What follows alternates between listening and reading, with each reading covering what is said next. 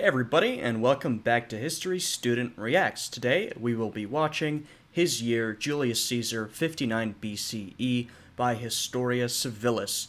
So, this is another Historia Civilis video on sort of the late Roman Republic, and we're finally getting one on Caesar. So Caesar's been brought up and mentioned several times in the other videos we've watched, but this is the first video exclusively on Caesar. And from this point onwards, we're going to get a lot of videos that focus mainly on the character of Julius Caesar. Obviously, he's probably the most well-known figure of Roman history, and he's also one of the more important figures of Roman history. So yeah, I'm excited to get into this one, learn a little bit more about Caesar, particularly sort of earlier in his career, which I think this may be. So yeah, let's jump right into it. In the summer of the year 60, Julius Caesar, approaching the end of his term as governor of Hispania Ulterior, returned to Italy. He had spent his time campaigning against the hill people of northern Spain, and for his efforts had been awarded a triumph by the Senate. This was a great honor, but Caesar had even higher ambitions.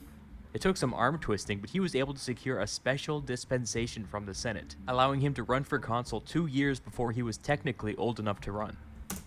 Yeah, this is a trend throughout Caesar's career, and some other, famous figures of Roman history like Scipio Africanus. These sort of brilliant men will often skirt or just straight up break the rules, getting positions that they're not actually qualified for due to often age, because they're very ambitious and talented at what they do. Particularly with Caesar, he will be breaking a lot of traditional rules of the Roman Republic, and circumventing a lot of traditions and customs throughout his career. And it's only going to get more extreme the later we get. This was, strictly speaking, against the rules, but more and more common in the late Republic. Right. So here's Caesar, sitting outside the city of Rome, waiting for the Senate to decide on the date for his triumph. This is when the conservative bloc in the Senate threw a curveball. They lobbied successfully for Caesar's triumph to be pushed back until after the deadline to announce your candidacy for consul. Yeah, I'm familiar with this little spat between Caesar and the Senate that we're covering right now. And this is pretty emblematic of the relationship between Caesar and the Senate, particularly the conservative faction of the Senate. There was a lot of fighting, these slimy moves pulled against each other. They were always going at each other and trying to undermine the other. Why does this matter? Because triumphs were for active generals, and active generals were forbidden from entering the city. Yep. And if you couldn't enter the city, you couldn't run for consul. Why did they do this? Basically because Caesar was a radical reformer and they didn't like his stupid face. Caesar sent a letter to the Senate being like, okay, it looks like you guys made a scheduling mistake, but here's the thing. Everybody knew that he intended to run. Why do you think he got that special dispensation to run early? He had been openly preparing for this campaign. He had actually left Spain early just so he could be back before the deadline. If they had a problem with him running, they shouldn't have given him the dispensation to run early. But if this was simply a scheduling mistake, Caesar was open to working it out. He suggested, how about you just let me declare my candidacy in absentia? The Senate heard his request and harumphed many harumphs. Such a thing just wasn't done, and they had already gone out of their way to bend the rules for Caesar. The conservatives, led by a senator named Cato, had a field day with this. Cato filibustered, meaning that he spoke and spoke until the Senate was forced to adjourn for the day. No decision was taken on Caesar's request. Okay, message received. Obviously this wasn't a mistake. This was sabotage. Coincidentally, Cato's son-in-law, Bibulus, was running for consul as well, with the full support of the conservative bloc. Okay, now it was making more sense. Yeah. So, this is an example of the conservatives sort of using tradition to say, well, we can't change things, we have to follow tradition. Yet, the Senate has already broken tradition by giving Caesar the special dispensation. So it's not really a genuine defense of precedent and tradition. It's more a convenient one to attack a rival. Because, they have political interests, and Caesar is challenging them. In response to this, Caesar did something insane. He renounced his command. By By doing this, he also renounced his triumph, which I Yep. cannot stress enough was an unthinkable thing for a politician to do. But by doing this, he gained access to the city. People watched, astonished, as he marched right down to the forum and officially declared his candidacy for consul. I think this gives really great insight into Caesar as an individual. You know, a triumph is one of the greatest honors, perhaps the greatest honor you could receive as a Roman politician in general. And no doubt Caesar wanted that honor, but he was willing to forgo it in favor of forwarding his career, in favor of, fulfilling his ambition.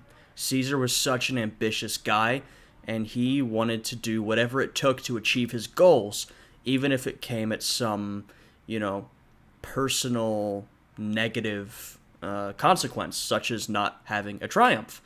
So I think that's really insightful into Caesar's character, willing to really give stuff up in order to forward his career and his ambitions. Caesar already had a strategy in place. He had arranged to run on a joint ticket with a man called Lucius. Since there were two consuls, this was sometimes done, but it was the exception rather than the norm. Caesar was a young and popular politician running as a reformer. Lucius was a wealthy, more moderate senator with no name recognition or, let's be honest, charisma. Lucius financed the campaign and paid the bribes, while Caesar made the speeches and rallied the people. Unlike Caesar, Lucius was by no means a radical. He was a close friend to Cicero, an extremely influential, slightly conservative but ultimately pragmatic senator. Caesar was desperately seeking Cicero's support, not only for this campaign, but for the year to come. In this respect, Lucius served not only as a piggy bank, but also as an olive branch to the more moderate senators. Yeah, Cicero would be a very good ally to have. Very talented, very influential, a great speaker. If you could get Cicero on your side, that would be very helpful, particularly as is mentioned, Caesar is a reformer and Cicero is more moderate, mildly conservative. So to get the aid of Cicero, that would have been massive, but, that will elude Caesar, unfortunately for him. As the campaign was drawing to a close, it began to dawn on the conservatives that Caesar was the clear frontrunner. Before every consular election, the Senate decided where the next two consuls would serve as governors after their term was up. This was done before the election, so the winners weren't subjected to any political shenanigans. Since the conservatives couldn't do anything about the fact that Caesar looked like he was going to win this thing, they decided to hijack this process. They started to make a big stink in the Senate about the physical degradation of rural Italy. This was kinda true, so they got some support from their fellow senators. As a solution, they proposed that instead of assigning a province to the next consuls, they should instead spend their time restoring the woodland and country lanes of Italy. Incredibly, the Senate fell for this. The motion passed. To many outside observers, including Caesar, this was another act of sabotage. But Caesar was powerless to do anything about it. Yet. When election day rolled around, everyone kind of figured that Caesar was going to win. The real question became who else would serve as consul. It was a race for second place between Bibulus, Cato's conservative son-in-law, and Lucius, Caesar's uncharismatic ally. In the end, Bibulus won. This must have come as a surprise to Caesar, since the plan was for poor old Lucius to ride in on his coattails. Meanwhile, it was a huge coup for the hardline conservatives.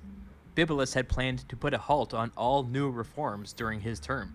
It was Well, yeah, this is a big victory for the conservatives, Caesar's become consul, which they definitely did not want, but was kind of expected. But they've got their own guy in there. He should be able to effectively, block a lot of Caesar's policies.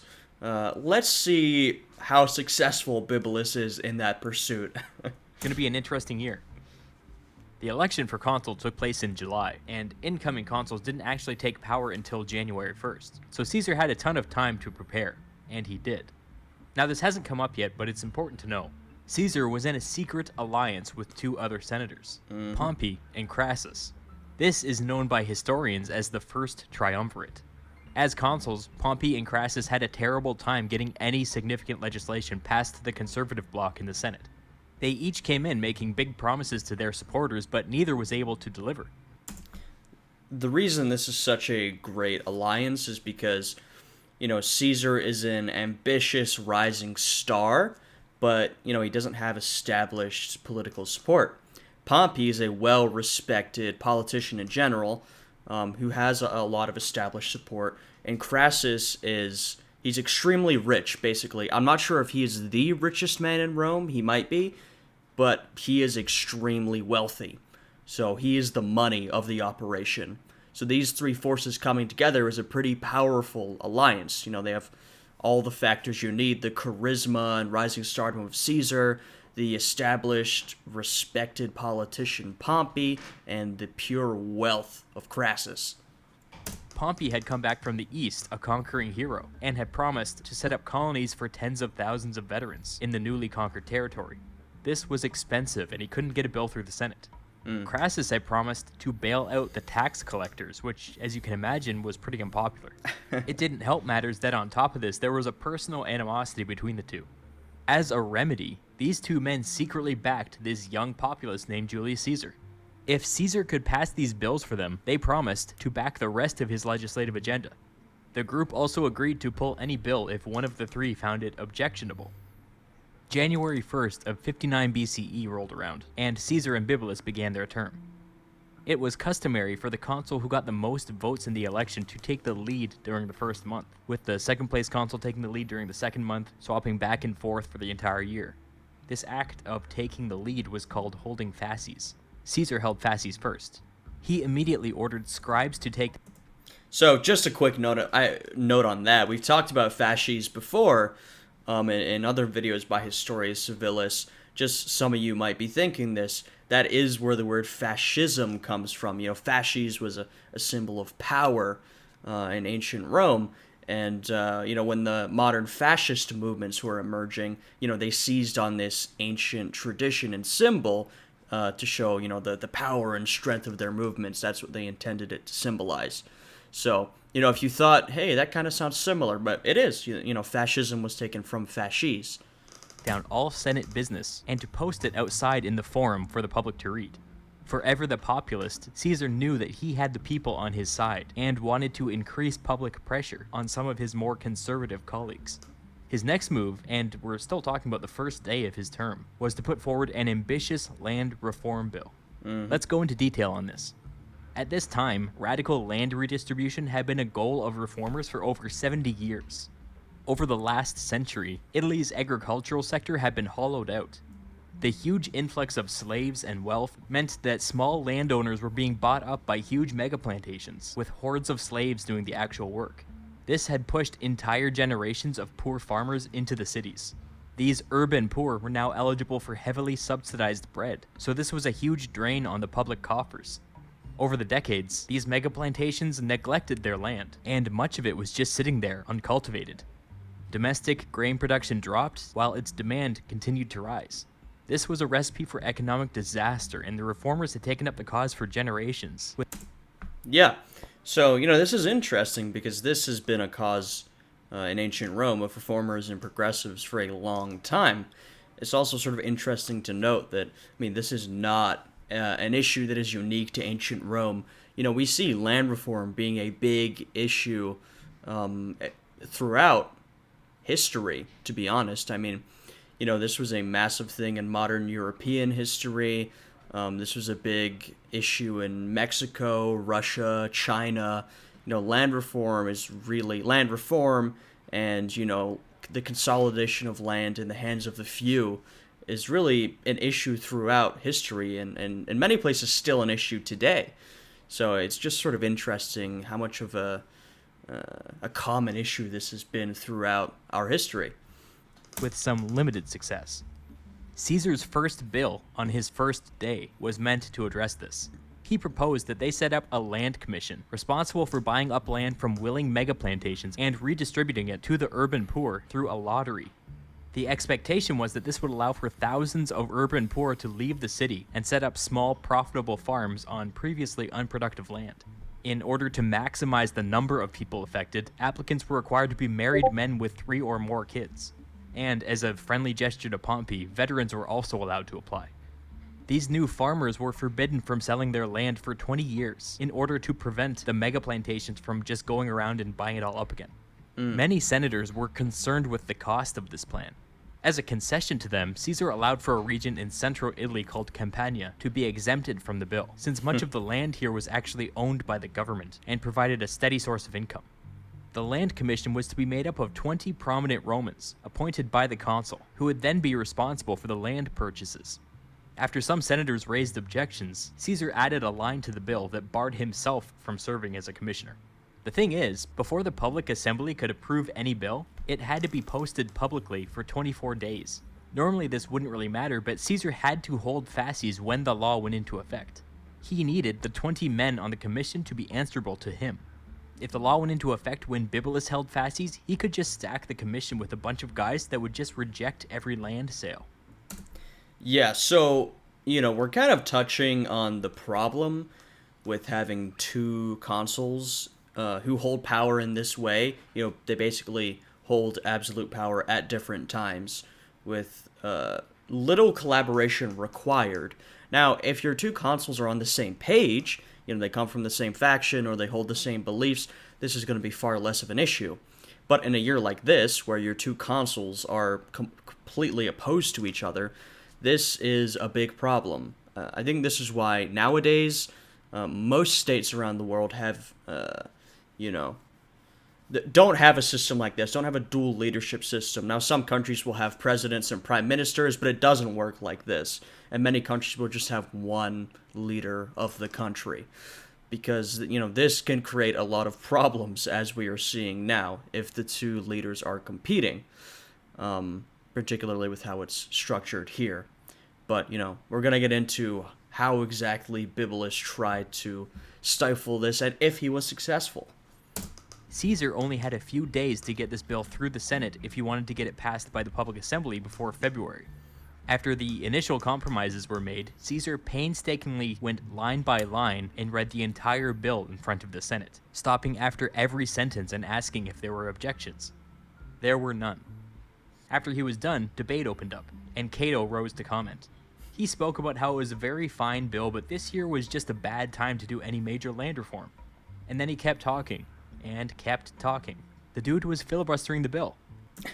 Yeah, for those of you who thought partisan gridlock was, only in modern politics, well, welcome to ancient Roman politics. This stuff is not new. Right here we are seeing, the Senate thought the bill itself was perfectly fine, but they didn't want to pass it because the conservatives just opposed Caesar on principle and didn't want to hand him a victory. So, this is sort of the same politics that we are very frustrated with today, where nothing happens because the two parties just oppose each other for the sake of it without even really bothering with the policy. It doesn't matter what the policy is. If the other party supports it, or in this case the other faction supports it, then you can't support it. Pretty frustrating, but it's not new, as you can see. Caesar was beside himself.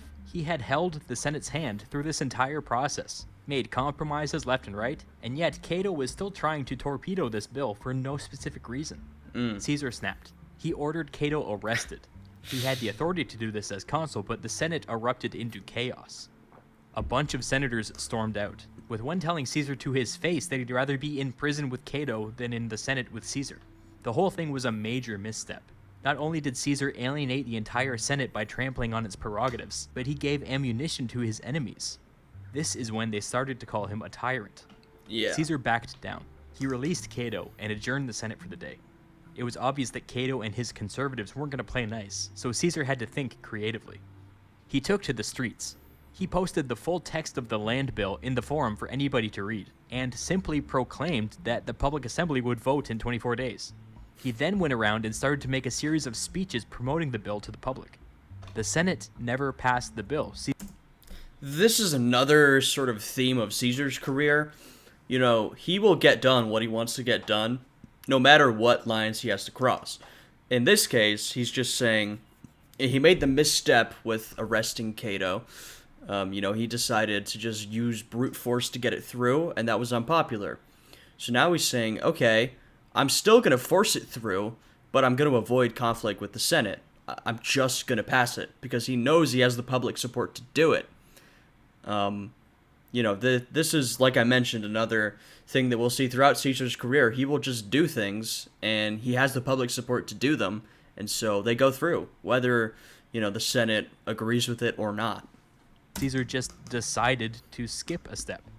Due to a quirk in the Roman constitution, this wasn't technically against the law, but it just wasn't done. Pompey and Crassus surprised everybody by vocally supporting what Caesar was doing, which added some legitimacy to the whole thing. Caesar even invited Bibulus to come and debate the merits of the bill before the public. He came, but the crowd was so whipped up that he was booed off the stage before he even got a chance to speak. Oh. At the end of the 24-day grace period, it was time for the public assembly to vote on the bill. Before the vote, a large conservative delegation arrived, led by Bibulus and Cato, and followed by all of the conservative tribunes of the plebs and a bunch of lesser senators. The inclusion of the tribunes was significant, because both they and the consuls had the power to veto the proceedings. They had come to do just that. Upon their arrival, the crowd flew into a frenzy. Bibulus was making his way towards the speaking platform when the crowd attacked him. His bodyguards were overpowered, and he was pulled into the crowd. Bibulus legitimately thought that he was about to be killed. Once again, when we were doing the episode on Cicero and Cato, I was talking about how, the emergence of violence in democratic politics is never a good sign. Once again, we have a situation where, your highest political authority, one of those figures, has arrived at a, public meeting and has been dragged into a crowd. This is not a great precedent to set. And we're going to see how this ends up. Does the conservative faction manage to stop this proceeding, which Historia Civilis mentioned with the tribunes of the plebs and the consul? They have every right to veto it under the rules of the system. Instead, the crowd dumped feces on his head. The conservatives were absolutely distraught over what they saw and fled for their own safety. Yeah. Once they were gone, a vote was called and the land reform bill passed with a huge majority. Now, Bibulus would later claim that during this incident, he was exercising his veto the entire time, making the entire vote illegal. Caesar would claim that the roar of the crowd was so loud that nobody could hear what anybody was saying. You can decide for yourself who you believe. Yeah, so this is basically a situation where the conservatives tried to exercise their rightful veto and were prevented by the threat of violence / actual violence. I mean, Bibulus was, dragged into the crowd and humiliated. It doesn't seem like anybody was seriously harmed or injured, but, there was the threat of violence there. This is a very bad precedent to set. I feel like, was Bibulus using his veto the whole time? Potentially. Maybe he was too scared to. I'm not sure. I'm not sure if it really matters. The point is that the conservatives tried to veto and were prevented by mob action. Whether Bibulus actually did vocalize his veto or not, it doesn't change the situation in my mind. At last, Caesar finally got to appoint his commissioners, and oh, look at that, top of the list, Pompey and Crassus. Of course. On February 1st, Bibulus held fasces. His first act was to call for a meeting of the Senate to officially condemn Caesar for his use of mob violence. At a minimum, he wanted the vote overturned, and there was even talk of stripping Caesar of his consulship. The speaking order in the Senate always went in order of prestige, and in this case the order turned out to be very significant. Bibulus held fasces so he got to speak first. As the other sitting consul, Caesar spoke second, in his own defense. Then, consuls from the previous years got to speak, two of whom happened to be Pompey and Crassus. They both supported Caesar's actions and said that the vote was legal.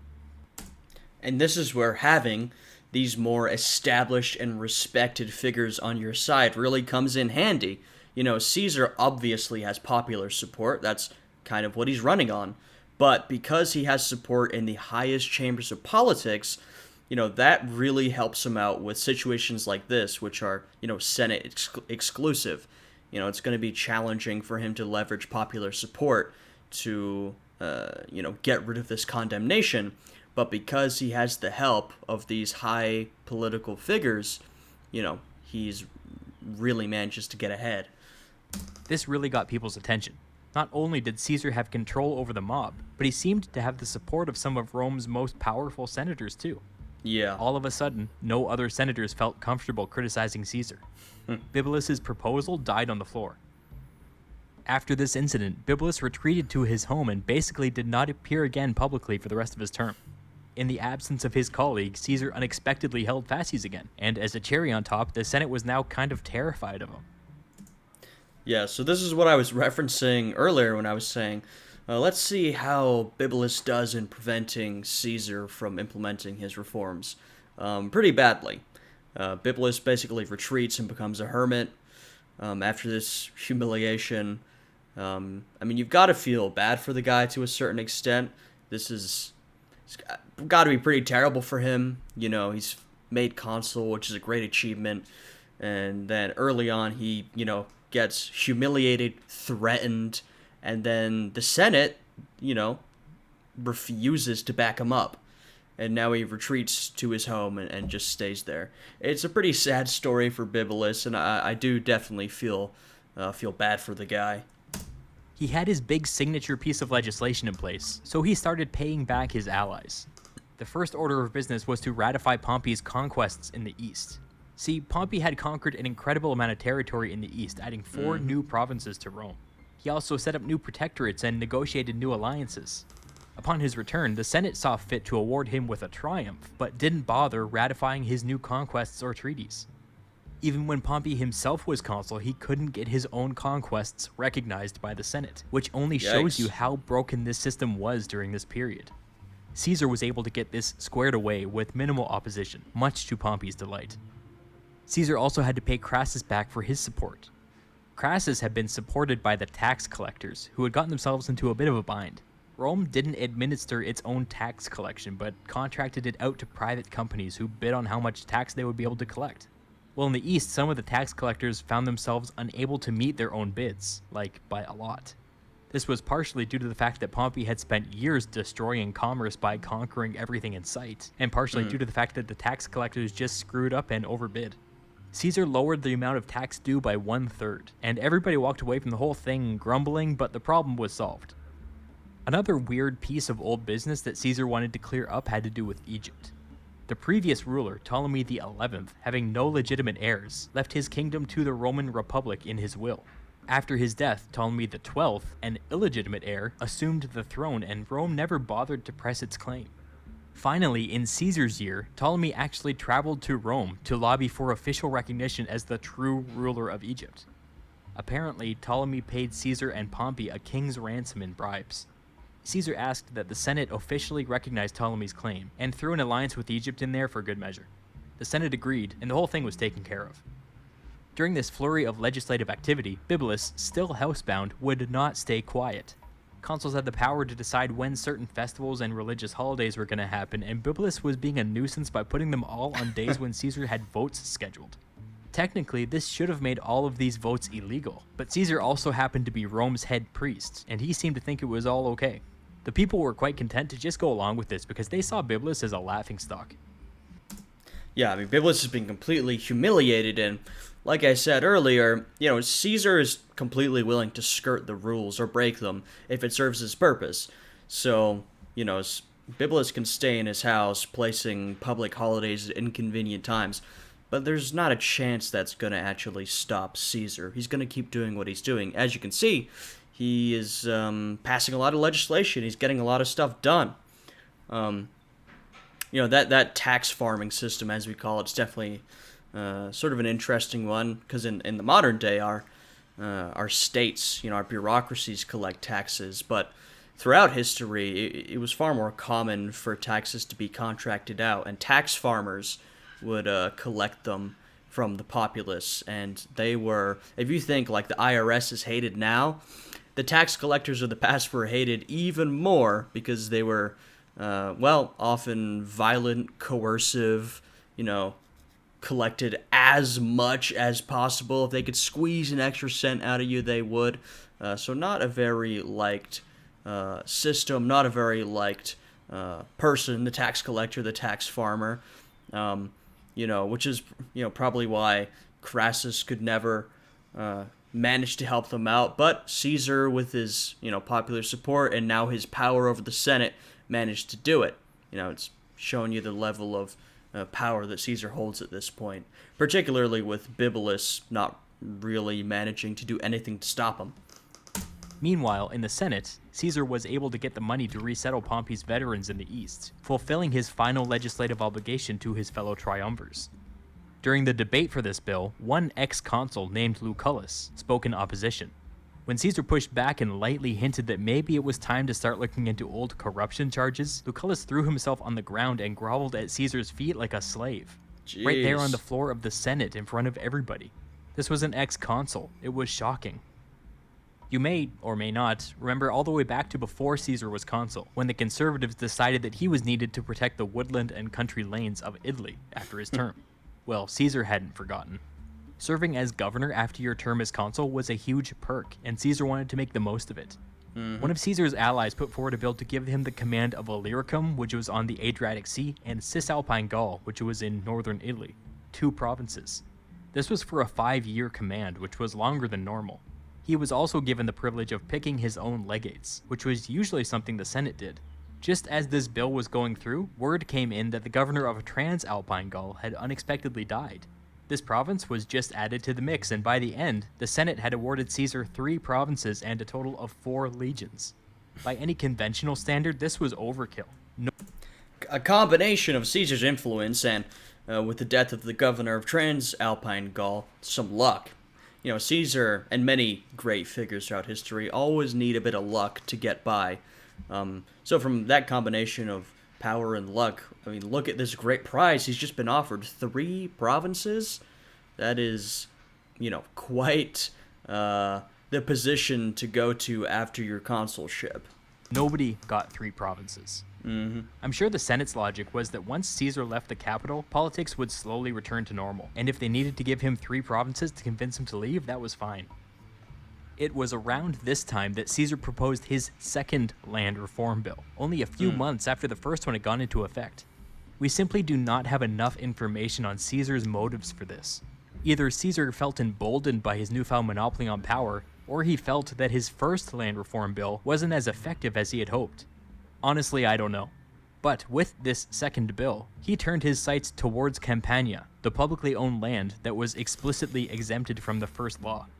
There was enough land in Campania for 20,000 small family farms, and since Rome already owned the land, the bill could be implemented immediately, but it faced some fierce opposition in the Senate.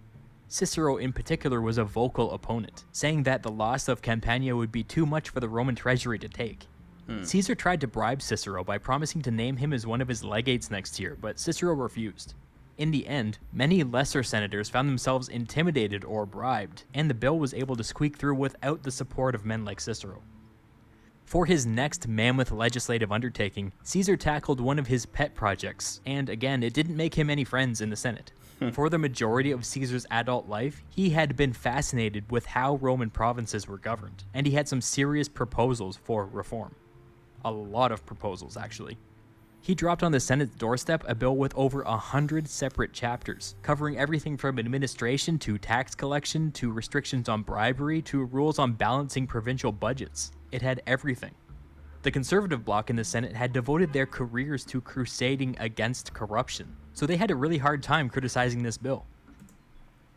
Once again, an example of the ambition of Caesar. He's got all this in his head just ready to go. And once again, I think we're about to get an example of, you know, sort of pointless partisan fighting. And, by the way, everybody agreed that these reforms were badly needed. The conservatives hated Caesar's guts, but they couldn't find any way to block this bill without looking like complete hypocrites. Oh, there you go. It passed easily, and these reforms remained in place relatively unchanged for centuries. Some bipartisanship for once, though only because the conservatives literally could not manage to oppose it without looking like massive hypocrites. We are approaching the end of Caesar's term as consul, but at some point in the autumn, something weird happened. We can't say with certainty what happened, but we have rumors. Listen to some of these stories and let's see if a pattern emerges. The first version we hear is this. A man named Vettius came before the Senate and claimed that a senator named Curio, one of Caesar's chief opponents, planned to murder Pompey. Another version, Vettius said that Curio planned to murder Pompey and Caesar. Another version, Vettius said that Curio and a man named Brutus, maybe you've heard of him, planned to murder Pompey and Caesar. Another version, Vedius said that Curio and Brutus and Bibulus planned to murder Pompey and Caesar. Another version, Vedius said that Curio and Brutus and Bibulus and Cicero's son-in-law planned to murder Pompey and Caesar. Oh my goodness. Another version, Vedius said that Curio and Brutus and Bibulus and Cicero's son-in-law and Lucullus, that guy who had fallen before Caesar and begged like a slave, planned to murder Pompey and Caesar. You get the idea. It looks like this started off as one rumor that may or may not have been true and conveniently ballooned until it touched almost every one of Caesar's political enemies. Yeah. Get out your tinfoil hats because there's one more detail we know. The next day, Vedius was found dead. Uh-oh. October rolled around and Caesar oversaw the selection of his successors. Bibulus inexplicably kept on pushing back the election date. The reformers ran their candidates, the conservatives ran their candidates, and in the end, the winners were Caesar's father-in-law and one of Pompey's old legates. 2 reformers and 2 allies of Caesar. His legacy was now secure. Consuls officially handed over power on January 1st, and it was customary for them to give a farewell speech at the end of the year. Caesar gave his speech, it was normal, whatever, history doesn't remember it. Then, to everybody's surprise, there was Bibulus. The man hadn't been... There he is. Bibulus has finally emerged. You know, maybe he's going to get a triumphant send-off after a year of humiliation. Maybe he can finally redeem himself to a certain extent. Seen in public all year, and suddenly he wanted to deliver a speech. As he approached the speaking platform, a tribune of the plebs stepped forward. This tribune basically owed his entire career to Caesar. He invoked his veto, stopping Bibulus from giving his farewell speech, and stripping the poor man of his last shred of dignity. Oh. Caesar couldn't have asked for a better gift. Poor Bibulus. His whole consulship has been miserable for him, and he can't even end it off with a single success. The poor guy. You've got to feel sorry for him. He's been completely humiliated. He has no dignity left. The poor guy. On his last day as consul. There we go. Ending with the final humiliation of Bibulus, which I'm sure was a great prize to Caesar. Yeah, so that was an interesting video. You know, getting some insights into Caesar, seeing how his consulship went. Obviously, there is much more to see of Caesar, and Historia Civilis has many videos on the man, which we will see in the future. If you guys enjoyed this one, please leave a like, subscribe to the channel, and check out the Patreon. I hope you guys are all having a good day, and I hope to see you all again in the next video. Goodbye.